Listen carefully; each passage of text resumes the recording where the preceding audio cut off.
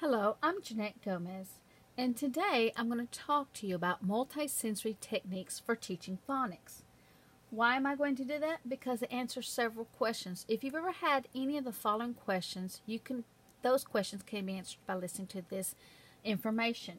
Have you ever wondered how you can help your below-level readers and writers learn automaticity or fluency in letter sounds?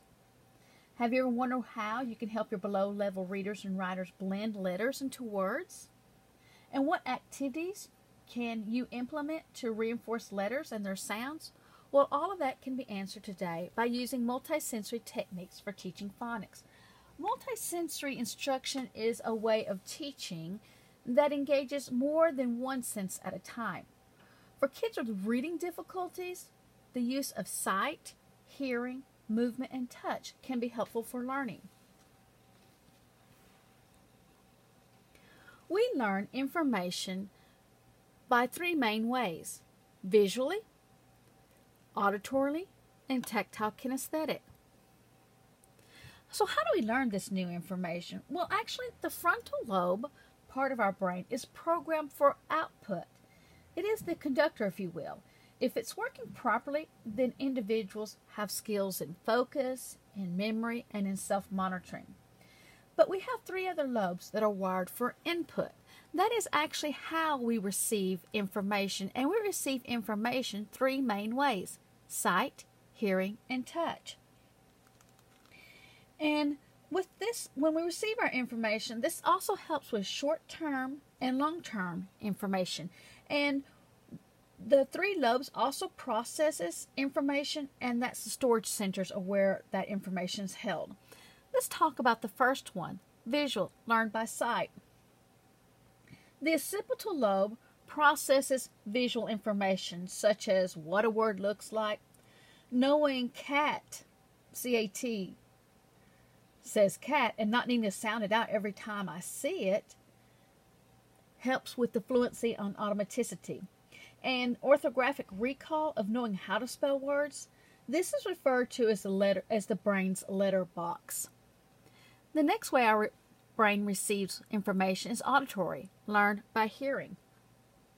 And that's the job of the temporal lobe. They process auditory information such as phonological awareness. And we know phonological awareness is the ability to manipulate spoken sounds and vocabulary. And then our last way is tactile, or also referred to as kinesthetic, learning by touch. And the parietal lobe is in charge of this. They process sensory information such as the perception of movement, orientation, and spatial information.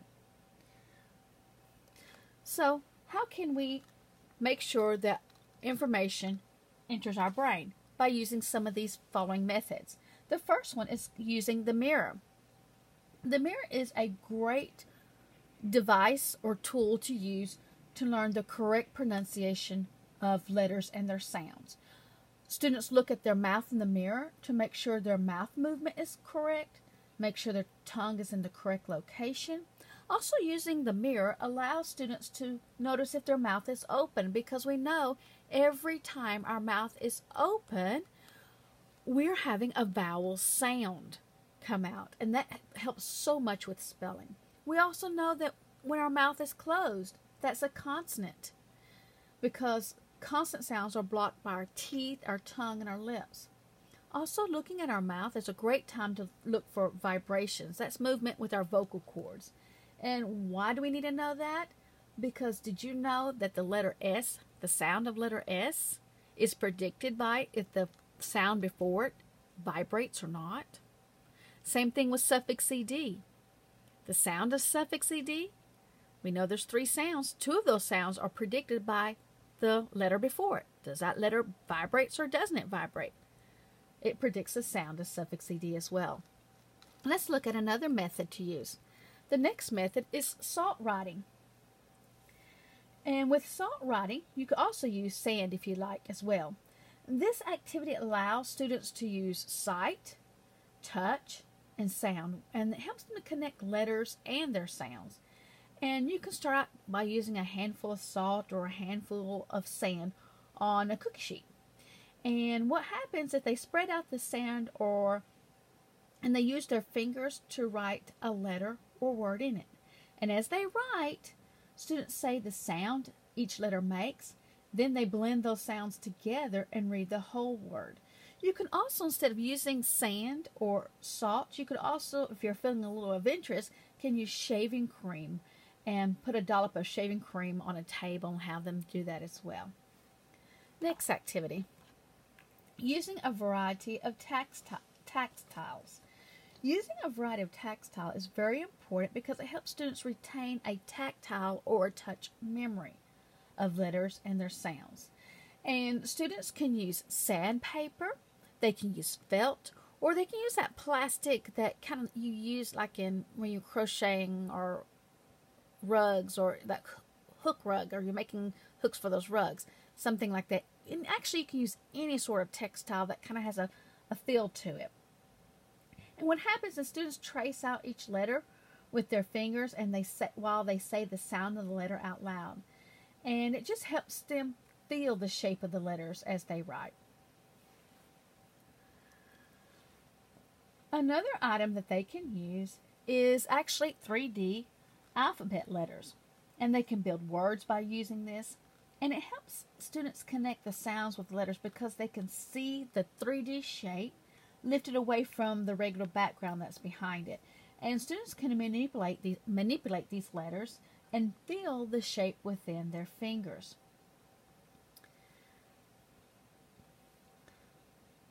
The next one is like using letter cards, or it could be individual letter cards, or it could be syllables.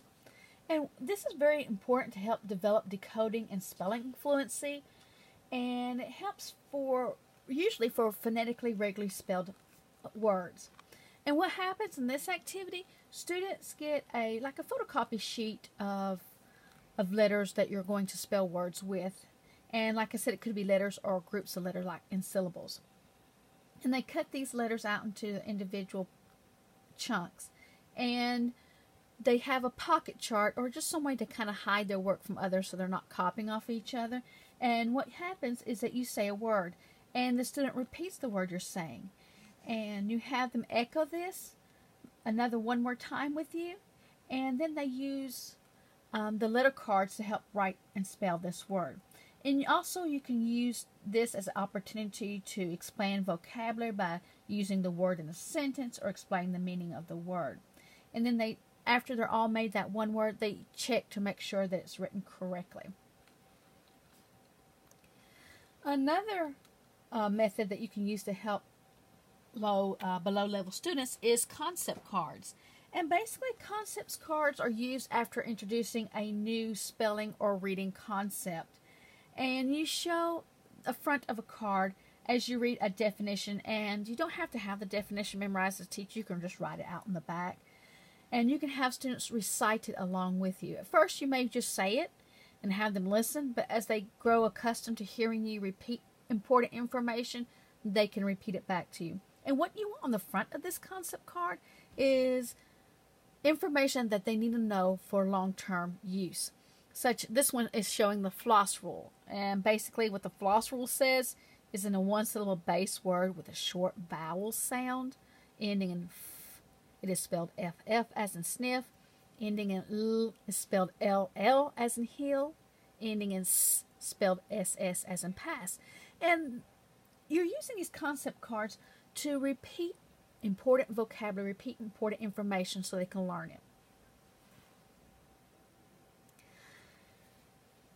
Another activity that you need to be doing on a regular basis is practicing spelling responses. And basically what a spelling response is that you want students to become automatic and fluent with hearing a sound and producing the letter that it makes.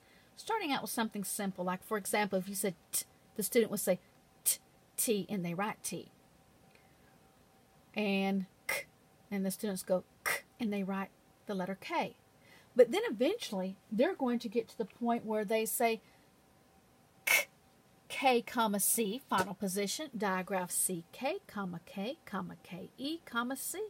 And what does that exactly mean? Well, basically, in the initial medial position, K, in a word is only spelled two ways, a K or a C, and you teach them the rules for that. You teach them one by one. You don't teach them all this at one time. You teach it one by one. And anytime they hear K in the final position, they know it's digraph CK if they hear a short vowel. They know it's K if they hear a consonant or a vowel digraph in front.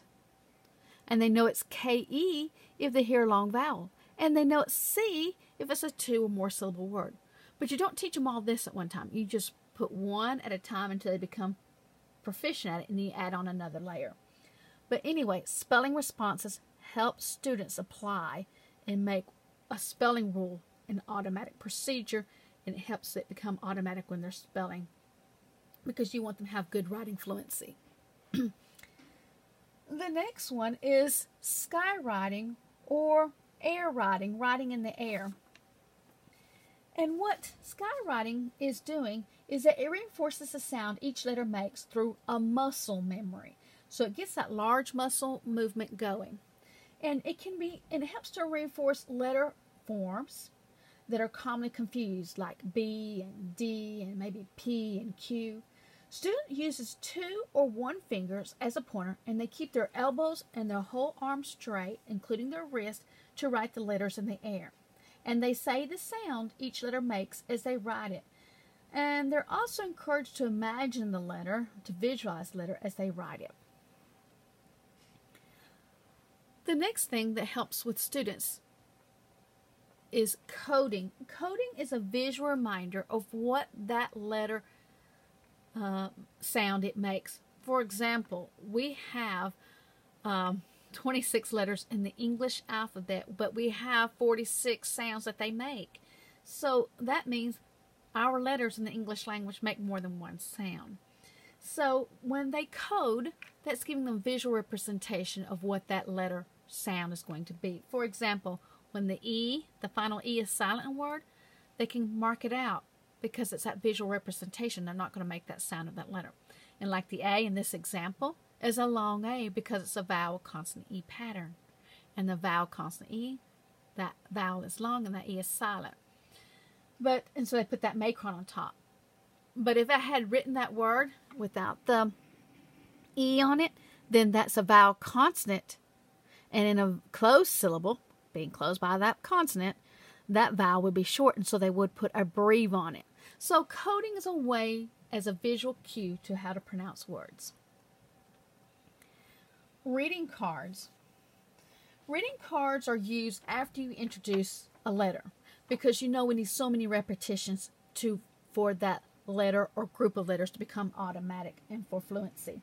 So that reading card is used after introducing the letter, after the first introduction, to review on a daily basis until it comes in a long-term memory.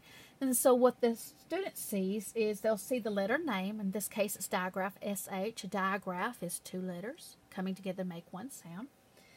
And they see the picture clue. And that picture clue is used to reinforce that sound association. And so they see the name of that picture, and then they see the coding of the letter. And again, for digraphs, we underline digraphs because digraphs are 2 letters that come together to make one sound. That underline makes sure they stick together. So when they see this, they go digraph SH, shirt, sh. Okay? And then you review it on a regular basis until it becomes automatic, and then you remove it from your deck of cards that you're working on, and you work on something else. And you can work on up to 26 cards at a time. But remember, this is just for reinforcement. So you've already introduced it to them in either a visual way or an auditory way. Next, we have movement for vocabulary. And in movement for vocabulary, all that is that, like the example that you're looking at, that is a C right there that stands for consonant. And when you are trying to learn a definition, trying to learn vocabulary, for it to get into your long-term memory, besides repetition, you need to have some movement in that. So that C is to remind them, a C is a consonant. A consonant, close your mouth by your teeth, tongue, and lips. And so you're pointing to your teeth, tongue, and lips. And the other hand I have, my right hand there, showing the V, that is stands for a vowel. A vowel is opened and voiced, and the vowels are A, E, I, O, and U. And students will be able to get that into long-term memory because they're using movements. And there's so many more movements that I can explain now. But like I also would do S for a syllable. A syllable is a word or part of a word with one vowel sound. And when I put my hand on the picture there, I was touching my ear.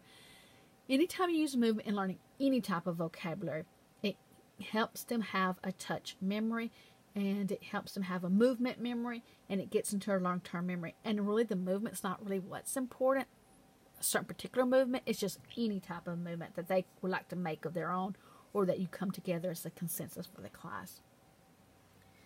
Okay, so we've shared lots of visual, auditory, and kinesthetic information with you today. And the reason for this is that we know that there are many teaching methods that can be used to help struggling and below level readers, but the best ones use different modalities, incorporating visuals, incorporating movement, incorporating repetitions for auditory. So this should help answer the question of how do I help my below level readers? How do I help them learn letters and sounds? How do I help them able to blend? What activities can I do in the classroom that will help reinforce what I've taught them? Okay, I hope you have a good rest of the week in your teaching year. May it be passionate. May you be a resilient teacher. Thank you so much for listening.